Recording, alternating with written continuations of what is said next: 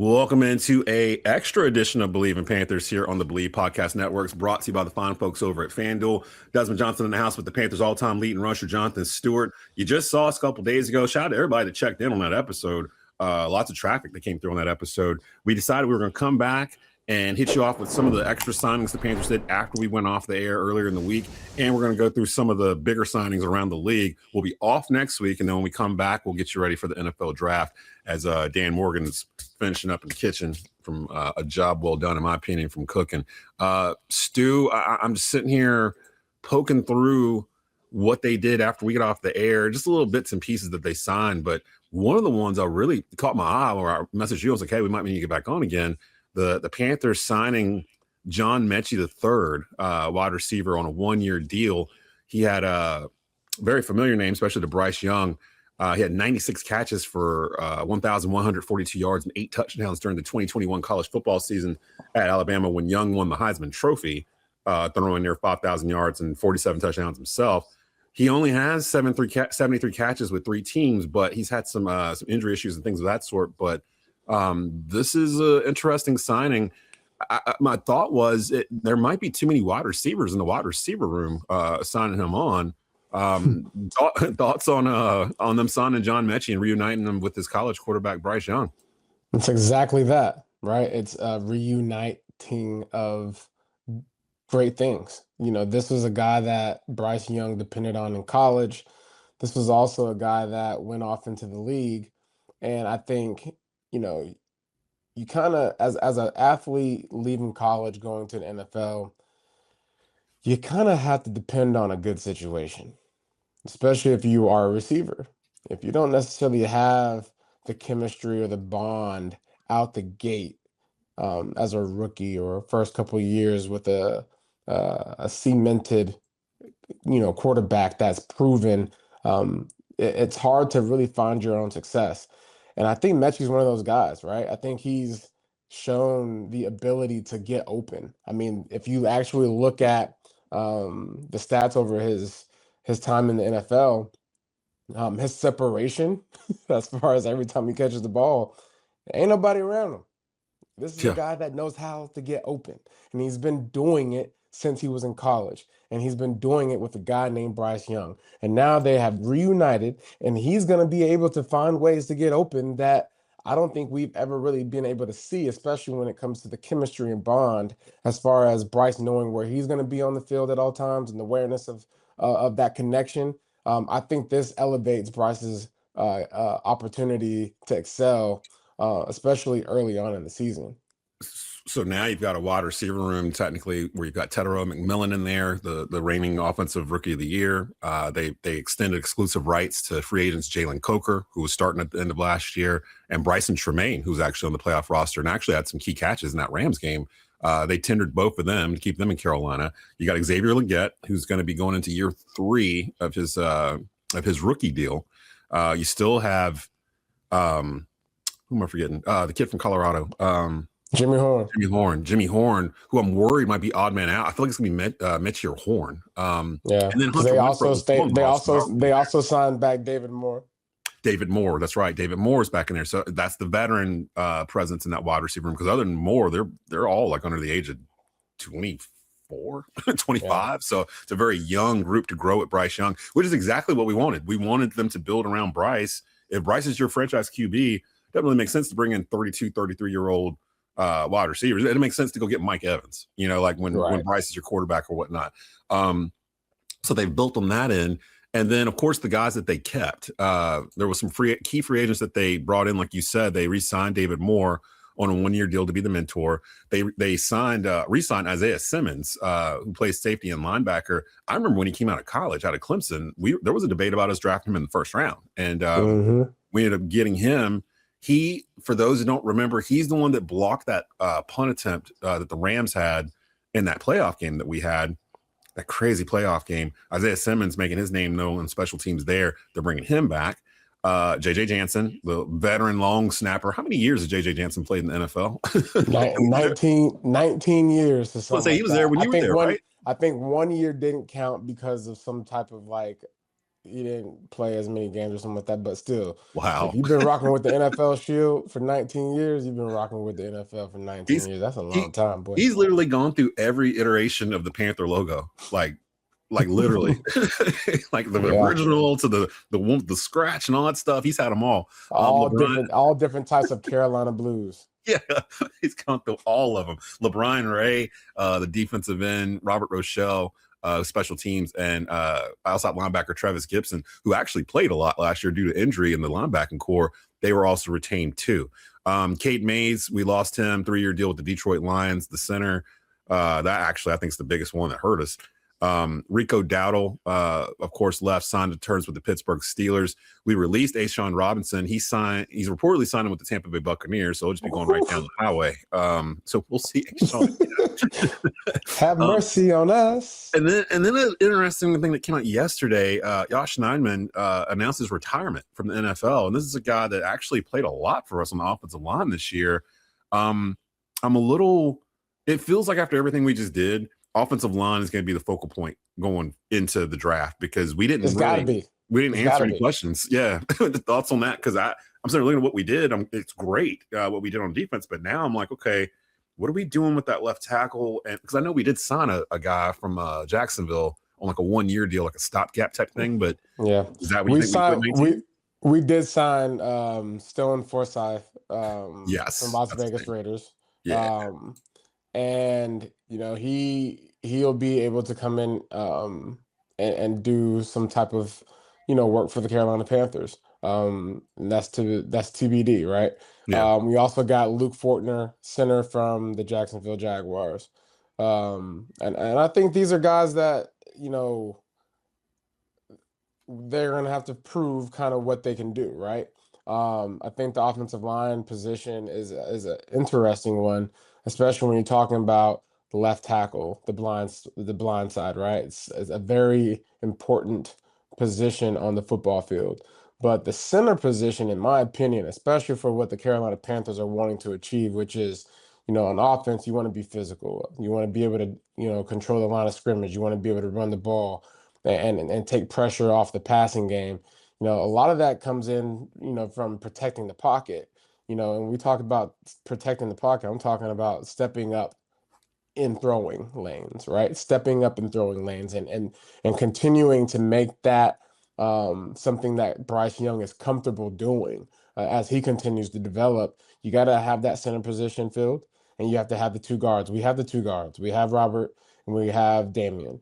And so now we got to make sure that center position is elite, in my opinion. Now, are the signings that we just got, the offensive tackle position and the center position, those two guys that we just got, are they elite? They can be. They can prove us to be elite. They're in the NFL. It's all about whether or not they put in the work in the offseason, and it's all about whether or not, our offense puts them in position to excel, and that's TBD. I'm wondering if Brady Christensen comes into play here because I don't think he's been picked up yet. He was a guard. Well, he actually played all three positions. I think he played center at one point. He played. We drafted him as a left tackle, and then they moved him to guard for a year or two. But he's one of the guys that's actually available that I thought they might just bring back. That might be a better option than having somebody else from another team come through. I think I would be okay with Christensen playing left tackle until we know what's going on with Icky. And with Icky, I've heard 6 to 12 months, which is a huge gap. It could be he might be back, start of the season. He might miss the whole season. Like, I don't know how much they're depending on him to come back and actually be able to play at a high level. So at 19 in the draft, and we'll start getting to our draft analysis when we come back in a couple of weeks. But it seems like they might start leaning towards offensive line and maybe getting it there. There's still some remnants out there free agency wise. I don't think they're going to do much else from what they've already done. If you look at what Dan Morgan's done over the past couple of off seasons, he usually signs like two main guys, like two dudes out of that class that are like at the top end in terms of money. And then everything else is either re-signing guys or just plugging in guys to fit a scheme or whatever it might be. Nothing huge, but the big day was day one, like we mentioned last week with Devin Lloyd and Jalen Phillips coming into the fold. where I've just seen a lot of national media just saying, A plus, Dan Morgan knocked it out the park, fantastic signing. I like it. So like everything he's done, Phillips, Lloyd, I've come around on Kenny Pickett because I was a little unsure about it. And then I was talking to my good friend David Glenn from the North Carolina Sports Network. He's a host on my show on Tuesdays, and he's very well versed in ACC football. He's been covering it for like 40 years. And he was like, the one thing about Kenny Pickett is that he wins. Like everywhere he goes, he wins football games. He's like 34-17 as a starter in the NFL, even though he's been on 5 teams. So to have him as your backup, Young, right there behind Young, I like that instead of Andy Dalton, just in case something happens to Bryce injury-wise, need somebody to get in there and just actually win a game for you. Kenny Pickett seems like a Brett Favre mold type of guy. Like you can't tell me what to do. Like that kind of court brash. Just I'm gonna throw it. As long as he ain't throwing all them interceptions. Yeah, just don't do that. Don't throw interceptions. We'll be good to go.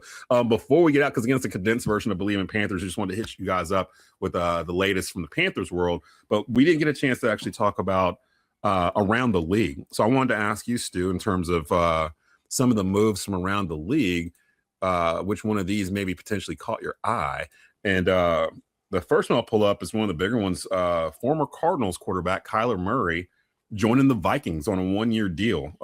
He's taking the vet minimum because the Vikings or the Cards are paying like $35 million of his salary when they cut him. So it's a good deal for the Vikings. Pairs him with Justin Jefferson and company in Minnesota. This Minnesota team had won 14 games just 2 seasons ago with Sam Darnold at quarterback. Is it a good deal or a bad deal for the Vikings? I think it's a good deal. I honestly hope that Kyler Murray gets a true fresh start. I think there's something to be said about experiences that you can leave behind, that you can learn from.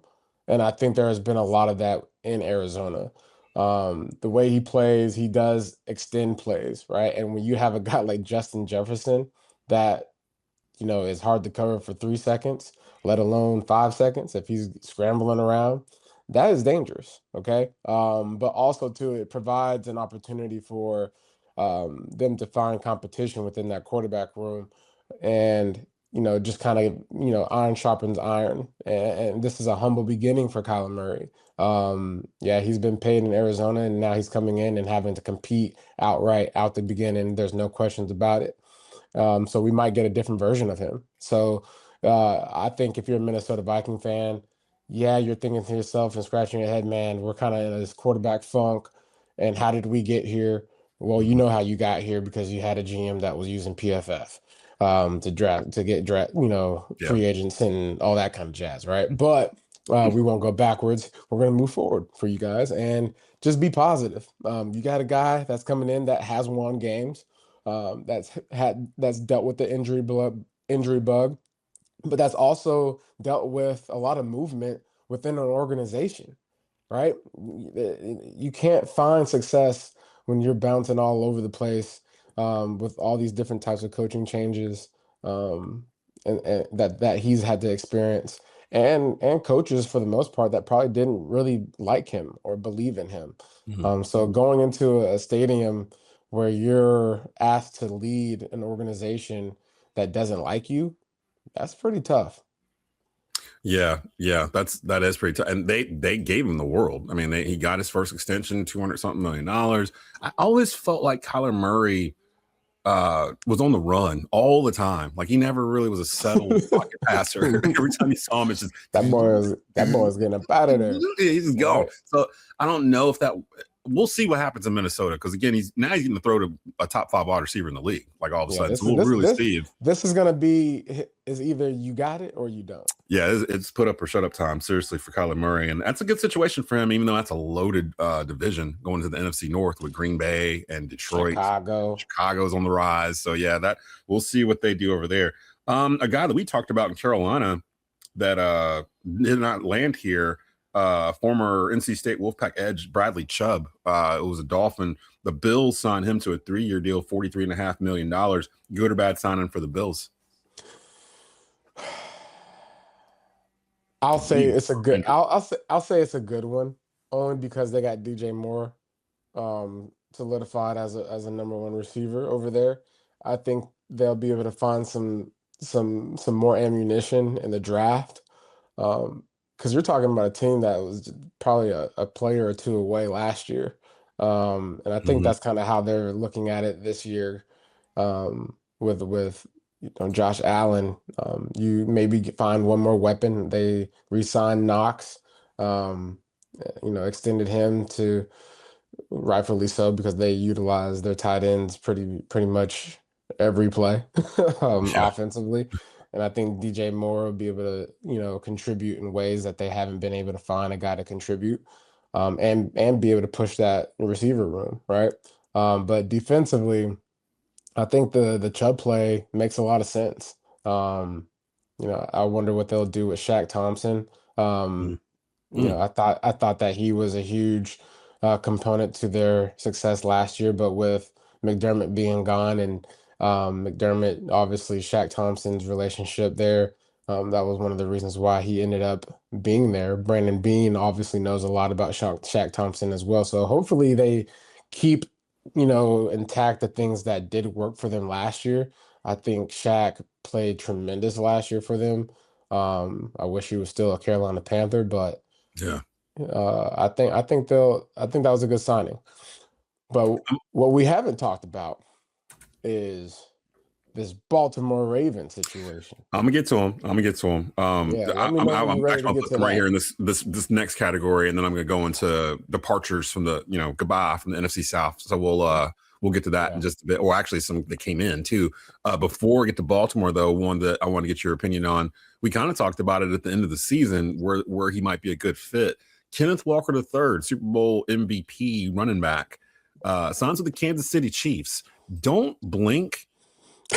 But Kansas City didn't really go anywhere. They just had a Nah, good man, they year. They was didn't right make the Super there. Bowl. They Like, was yeah, right. They was right there, and they just didn't have a running game. yeah, they didn't have a running They game. asked Patrick Mahomes to, hey, look, we're gonna need you to carry the torch Yeah, on do it your all. legs and on your shoulder. Mr. $400 million man, go do it We all. need And you then to do it all this he was year. like, I That's can't. that's all. I can't, man. My I'm gonna get legs can't hurt. take this. And Now, then he got a lot, hurt. now a lot of this depends on when Mahomes returns because I haven't really looked up when he's expected back, if he's back at the UNC or whatever that might be. But thoughts on Kenneth Walker III joining Kansas City? Because I thought either him or Travis Etienne would have been a good fit in Kansas City. They still have Pacheco, right? So Nah, Pacheco is is he now gone? a Detroit Lion. He's Oh paired up man, with okay. Jahmyr Gibbs. So Walker now in Kansas City. Does this good or bad? Like, does this actually move the needle for Kansas City? Good signing for the Chiefs. Duh.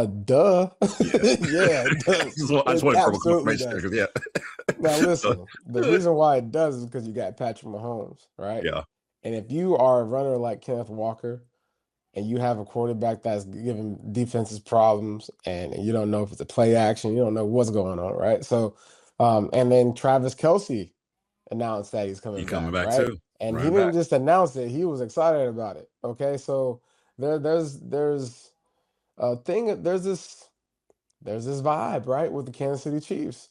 They're like, hey, look, we're gonna take 1 year off, kinda, and allow anyone to get a chance to get Here's your into shot. the Super Bowl. Here's your And window. Take it right the here. Just Baltimore Ravens 1 year. failed tremendously. I don't know if the This Baltimore Ravens are gonna bounce back at all. well, Um, let's talk about the Ravens because they were active. Half the league's probably mad at them. The other half scratching their heads like, how did they do this? Because if you don't know, the Ravens actually traded with the Raiders for Max Crosby. And it was pretty much a done deal. They're going up 2 first-round picks for him. And then they come back out 2 days later and like, go, oh, your leg hurt. oh, We don't yeah, want you no more. he didn't pass his physical, so this is off. And then like 2 hours later, the Baltimore Ravens signed free agent Trey Hendrickson from the Bengals, who we had been attached to all year. He's Yeah. 31. He had 17 and a half. Oh, he had 17 and a half sacks. Mark my 65 words. pressures in 2024. Mark my words. The Baltimore Ravens are going to be cursed because of this. They're cursed because of this. It's bad business, man. Like, Yeah, that's what I was going to ask you. It's like you're not supposed to do that like that, right? And the problem is that everybody knew that Max Crosby was hurt. We knew he was hurt. We knew the situation. I knew he was hurt. So for the agent not to be able to do his due diligence, for the Baltimore Ravens not to clear things up, for the Raiders not to be sure, like, hey, my guy's hurt. Y'all still want to go through this trade? Like, Like, what's going on here? Like, you And ain't gonna tell me that this wasn't just like, oh, we didn't know. No, you knew. And what you didn't want was to have to pay a guy. You wanted to keep all the your draft picks. tokens Yeah. and your draft picks to yourself. You realize, wait a minute, this is a bad decision. Okay. And Mm, what mm, that happened, what really pisses me off though is for Max Crosby, you got a guy that goes to Baltimore. Basically, it's all signed, buttoned up, ready to go. And then all of a sudden he's been told, no, you got to go back home. yeah. So now he's And the rehabbing home at the and Raiders. the home that you're going back to was willing to give you up. Right. Think about that. And you not just a guy, you a guy that does 15 sacks a season type of You're guy. probably the most talented player on the roster, like right now You in Las are the Vegas. most talented. No, he There's, is the most I proven can't think of talented anybody guy else. on the roster. Who is on that And guess, roster? There's okay, nobody now else. you got Brock Bowers, you have Ashton Jeanty. Oh yeah, Those are Gentry. young guys. Yeah, yeah. But like on defense, that is your guy. Mm. And only thing that's gonna really make this better is that he's a guy that's probably he's gonna offload this in the back of his memory, and he's gonna bring it to his forefront So you think he whenever he has to go out there and play football. He's gonna remember everything that happened this offseason. so you think he's gonna And stay? You think he's gonna play for the Raiders? I think he will. Wow. Because it's enough of the calamity, right? Because if I'm him, I'm going to actually show up to work every day and make you have to deal with the fact that you wanted to let me go and this whole thing was a clown show. And I'm going to just do my job. And when it comes to the point where Max Crosby next year has 16, 17 sacks, you will pay me. Yeah. And I'm going to make you pay. It's not. Somebody's got to pay. Somebody's got to do it. Baltimore kept the two first round picks they were going to ship to Las Vegas, so they keep those and probably get the better edge rusher anyway. And Hendrickson, he's 31. Nah, I don't think so, bro. You really? I don't know. I was thinking, I was like, which one's better, Nah, Crosby or nah. Hendrickson? Crosby's way better from the standpoint that I'm not just rushing the quarterback. I'm actually blowing things up. I'm getting in the run game. I got this motor in me that wants to lean. I'm going to lean into the run game when I see the run game develop, and I'm going to be there for support. Not just support, but I'm going to be active. Okay, there's been moments in time where you've seen Trey Hendrickson takes plays off. Okay, like he's an effective pass rusher. He's a great player, but he's not as consistent as Max Crosby is when he's on the field. I can tell you that. And Max Crosby's younger. Now, the patella, the whole knee thing, whatever it is, he heals up from that. It's a no-brainer. You know what I'm saying? But it's all up to him healing up. And I believe that he does. I believe he will heal up. There's so much technology and so many resources out there nowadays that these guys come back from injuries like it's nothing. For those that can hear, there's people with chainsaws like a yard away from me, like cutting down a gigantic like oak tree out my window. I'm watching them do it like right now in my neighbor's yard. So if you can hear that, I apologize. Real quick, because I do have a hard out. I want to talk about two signings. One, a player coming into the NFC South. One, finally leaving the NFC South. We'll talk about him first. The San Francisco 49ers signing Mike Evans, getting him out of Tampa Bay. And he only played 8 games last season, but he played against us twice, if I'm not mistaken, and had big games. He had topped the 1,000-yard mark in 11 straight seasons going into this past year. 6'5". We all know who Mike Evans is. We know how he gets down. He now goes to the 49ers to pair with Brock Purdy and Christian McCaffrey in the NFC West. Good or bad signing for the 49ers. He is 33, but Mike Evans has pretty much kept himself in condition throughout. Like he's always been there. This is a great signing. And you failed to I think George Kittle as well, right? He comes back from his Achilles injury at some point next year. And now you have a guy that's on the outside that can win those one-on-one matches. Okay, so now you're daring people to go man coverage, right? You go man to try to stop the run, whatever you want to do, whatever you're trying to get to the quarterback, you're gonna pay. You're gonna pay by Christian McCaffrey, George Kittle, or Mike Evans now. He is the one-on-one king in the NFL right now. So this is a great signing. I don't care how old he is. He can be 43 years old. He's still going to win those one-on-ones.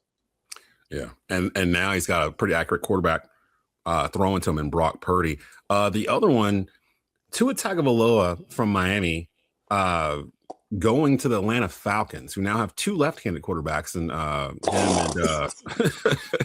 the guy that you said that like dancing with two left feet. Thoughts on Tua in Atlanta? Just thoughts on that. It can't hurt, man. It can only get better. That's it. Nah, I'm gonna say it like this. I think Tua will be able to add, obviously, a presence and a pressure for performance in that room. Penix is going to be challenged. He's going to be pushed, and I think that's what Tua is there for. It doesn't even touch the piggy bank for the Falcons management as far as bringing him in. So I thought it was a good signing. It's somebody that they can rely on because he has obviously proven that he can do this thing, right? And I like the fact that they got Drake London. They got some guys. They got Penix. They got Pitts. So and obviously Bijan Robinson being there as well. Like they're set up for success. They just need a quarterback to drive that success for them. I think about James Pierce. It'd be interesting to see how they handle that whole situation with him getting in trouble with the young lady. He crashed out, man, and unfortunately that's going to cost him possibly his career. And he just started it. He had 10.5 sacks last year as a rookie. And so the Falcons right now, they're going to have to do a lot of PR, PR work to get themselves back on track here. So it'd be interesting to see what the Falcons do in the draft and how they shape out. So a lot of movement around the NFL. Again, this is a quick hit of Bleav in Panthers. We'll be off next week. When we come back, we'll start getting ready for the NFL draft. Now that everything's kind of settled down, the dust is settled for free agency around the league. Real quick before we go, though, for our friends at FanDuel, my guys, the North Carolina Tar Heels, will not be winning the ACC tournament because they lost last night to a very feisty Clemson team, even though Carolina tried to fight back to win. It's still up in the air in terms of who will win the ACC tournament because Duke is missing two starters, and they'll take on Clemson later on Friday night. Virginia and Miami is the first semifinal game. You can go place bets on that right now at sportsbook.fanduel.com, as well as they're still taking bets on the odds for who can make the national championship game. I think Duke's odds have slipped since they lost Caleb Foster and Patrick Gamba to injuries. We don't know when they're going to be back, but they were a favorite going into it. They're still the number one team in the country, but they're running with like 7 guys. So might be a chance to make a little money. Go over to the FanDuel, place that bet, and you're good to go. We're going to head out. We will see you guys, not next week, but the week following. Just follow our socials, and we'll get you that info for that. And we'll start getting ready for the draft. We'll start bringing in some of our draft gurus, and we'll kind of figure out what the hell can the Panthers do at number 19. I feel like Dan Morgan might be feeling a little feisty. Might want to try it up and get somebody that falls. Like, that's been his MO. So we'll see how it goes from there. But for Jonathan Stewart, this is Desmond Johnson. You've been watching and listening to the Bleav in Panthers podcast here on Bleav Podcast Networks, brought to you by FanDuel. Keep pounding, y'all.